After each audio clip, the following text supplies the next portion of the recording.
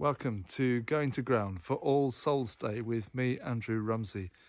And I'm here amongst the memorials to the dear departed of Old Dilton in Wiltshire.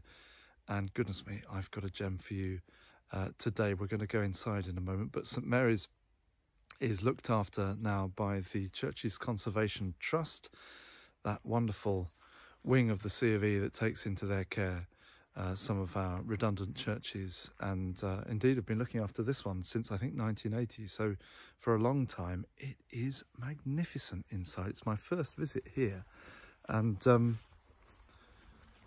helpfully the key is available just in a cottage next door, and I shall say after you and allow you to be the first inside, because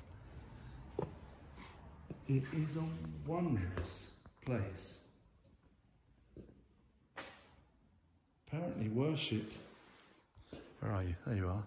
Worship regularly stopped here in the mid-19th century when the new church at Dilton Marsh was opened, and that village, the new village, grew. This, however, had been a centre of the wool trade, as many places in Wiltshire, and has been left, apart from a fire extinguisher, completely unmodernised, it seems to me. And it's just a maze of box pews. Let me just give you a bit of a panorama. And the wood has been taken back without varnish now, so beautifully. Look at the tones, particularly on a glorious October day. Look at the colours around this amazing place, and the gate and the door behind me. And it's unlike Minor Church, which St John's Minor, which I've shown you before, which is also an absolute favourite.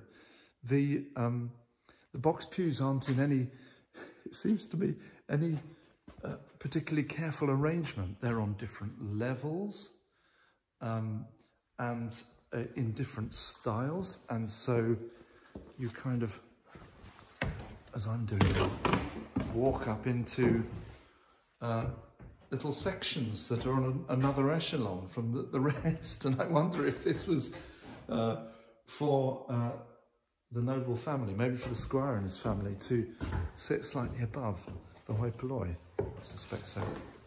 And another one at a slightly lower level there. I'm gonna have to watch my camera angles. It's amazing. And what a treat, a triple-decker pulpit. I didn't realise that I had more than one of these in Salisbury Diocese. Do you remember we looked, I showed you around one a little while ago, and here is the first level for, presumably for the leading of divine worship or the reading of scripture. And the second level, up a couple of stairs. It's quite hard to give you an impression of this, with a long lectern, about 4 feet wide, which is lovely if you want to make expansive gestures as you preach. But then really where you want to preach is up. I've no idea what quality the woodwork's in. There's a lot of woodworm, but I'm sure it's safe. See?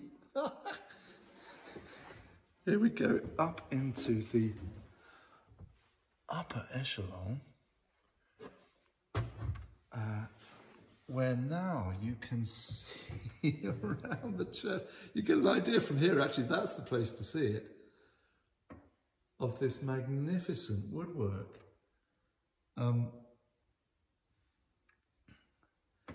gosh, look, there's a gallery over there in the corner as well, and up at the West End. It's so interesting, and the arrangement is unlike any other church I've seen before. Carefully, I shall make my way down. As I say, you can come and visit Old Dilton Church. It feels appropriate to be here this week because one of the things I did yesterday was take part in a press briefing about a new report from the National Churches Trust, another organisation, fabulous organisation, that looks after, gives grants towards sustaining the historic church buildings across the UK of all denominations. And they're the only charity that does that for buildings regularly used for worship. They're well worth supporting. And they've just launched yesterday a report that Michael Palin has introduced called The Future of the UK's Church Buildings. I was very pleased to take part in that press conference yesterday to talk about the urgent need for both new financial and funding models for churches, those in regular use and those like Old Dilton that are only used very, very occasionally, and to help raise the profile of that. And